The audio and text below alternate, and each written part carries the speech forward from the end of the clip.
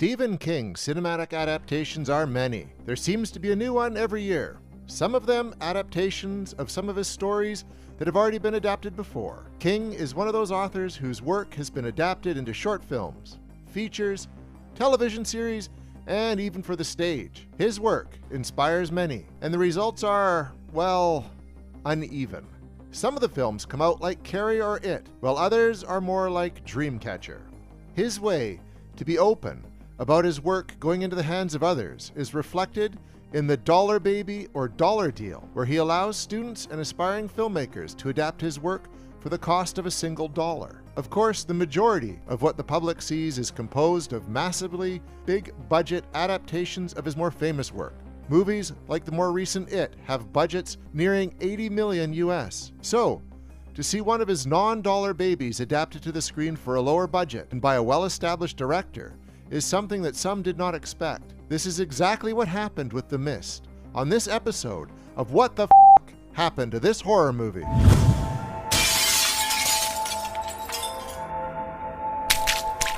I want to thank you guys for watching What the F*** Happened to This Horror Movie, and ask that if you enjoy our shows, please subscribe to our channel right now, like this video, and click on the bell so you can be notified each time a new video goes up. And now, back to the show.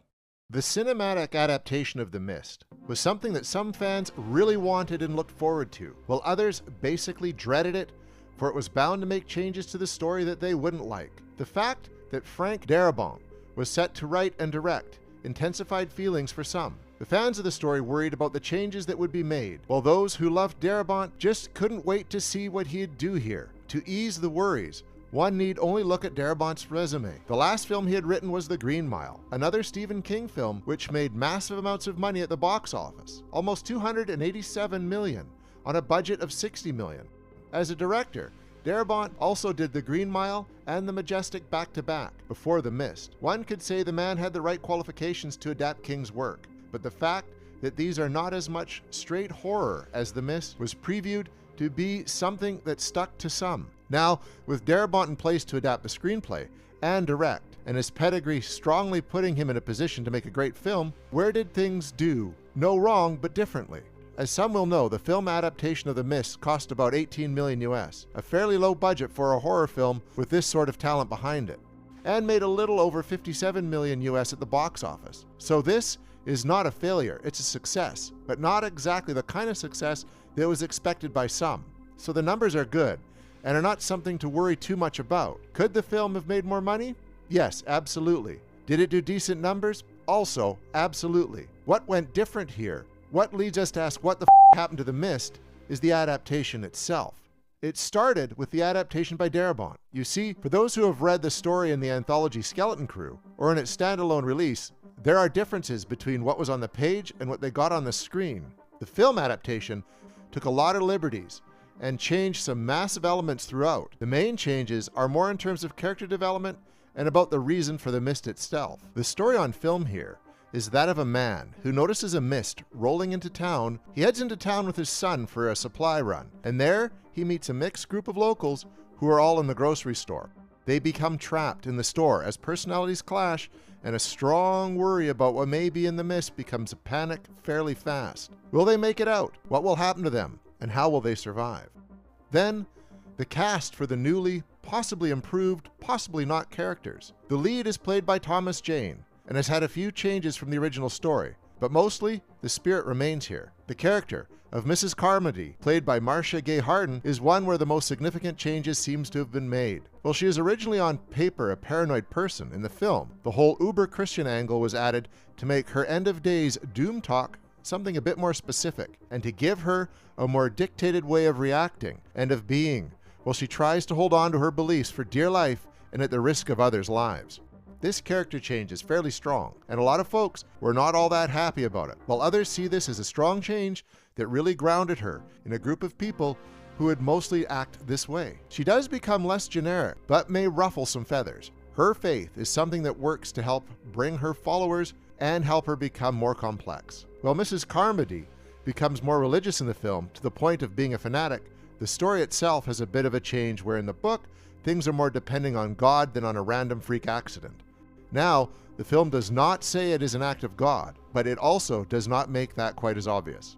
Other characters have changes, but none seem to be this clear and explicit in style. A few new characters were added to the film, with some serving the purpose of advancing the story a bit faster, and others to set the tone for things that would need to be narrated otherwise. The rest of the cast here is solid, with folks who turn in usually strong performances, including Andre Braugher, Laurie Holden, William Sadler, Melissa McBride, and a few others. Fans of The Walking Dead, a Darabont TV series, will see that a few of them were brought back to it by Darabont, who also wanted to bring Thomas Jane along as Rick.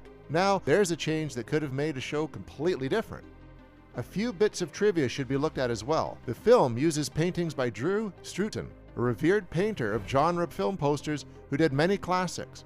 His work can be seen in the Star Wars universe, Indiana Jones, Back to the Future, Tales of Halloween, Pan's Labyrinth, The Thing, which is seen in the film, and many, many others fans would instantly recognize. Some of the paintings Thomas Jane's character is working on include images inspired by King's The Dark Tower. While the film takes place in Maine, even including a t-shirt for a local radio station owned by King, the film was shot in Louisiana. The setup makes it hard to distinguish the two locations, in true movie magic. Only a fire truck with the Louisiana parish name on it breaks the illusion. For those who may be interested, there's also a black and white version out there, and it really gives the film a new spooky quality. This starts much earlier in the film due to the lack of color, and the style becoming somewhat old school. However nitpicky one can get, the fact remains Stephen King himself seems to have liked the adaptation, saying he was genuinely frightened by it. These are some powerful words from a master of horror whose work is often adapted and not always done very well. His style is quite particular, and his fans stick to it like some sort of miracle recipe only he knows the ingredients to. Those who are not all about his prose usually find the film adaptations to be much easier to go for, as they eliminate a lot of his verbose descriptions of, well, everything. For those who prefer their horror a bit less descriptive and a bit more action-oriented, the cinematic versions of King's work, or even the televised ones, seem to work much better for them.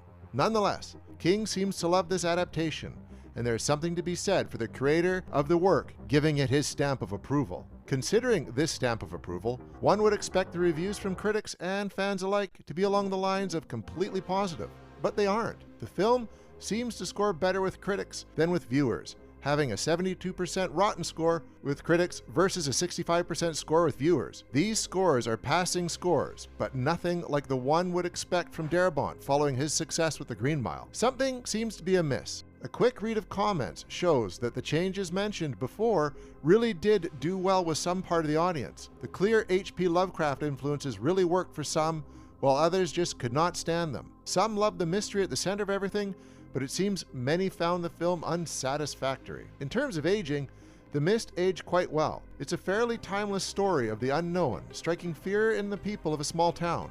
Yes, that has some cliches, but here they work well, and the addition of the creatures is something that, while not necessary to the story overall, works well here. The mystery, the suspense, and the fact that there is something else out there helps keep the viewer involved and interested. At this point, there is pretty much no chance of going in completely blind unless the viewer has been living under a rock. At the time of release, it was fairly easy to avoid the trailers and go in completely blind, especially for those who didn't read the novella. That fact helped make the film a bit scarier, a bit more surprising. Nowadays, it's possibly not one many will remember the marketing for, and they should absolutely watch it as blind as possible. For fans of King and his writing, for his constant readers, going in knowing there have been some changes from minor to major is probably the best way to go. As the score for the film is a passing one, and the talent behind and in front of the camera is quite good, there's a high chance that with an open mind, this could be a film that could be greatly appreciated. Going in with an idea that the story and characters have changed is the best way to prepare for this film, and being ready to be surprised while embracing change can really help the viewing experience. The Mist, now being 15 years old, it can be watched with a different eye, a different point of view. The available black and white version adds to the mystery and atmosphere, while the color version is the one most saw in theaters or on television by now. The chance to revisit the film a decade and a half later really gives a new view on it, giving it something different to talk about. The film had, and still has, some political elements, some religious elements, and with what we now know about how the general population reacts to a massive international crisis, there's a brand new way to watch this film and see it as an almost future-predicting story, something Stephen King seems to do quite well.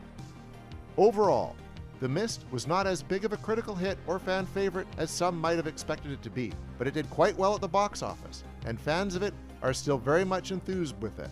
For those who didn't like it originally, a rewatch may be in order, perhaps in black and white, to see it with new eyes and a new angle given the changes that have happened in the world since 2007.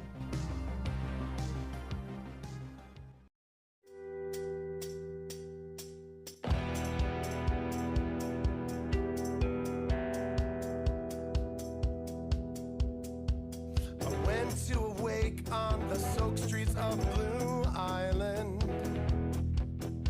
And my father, though a strong man, you know, I swear I saw him crying. Another generation gone has ceased subsiding. When you say a prayer and you put him in the ground, you speak a whisper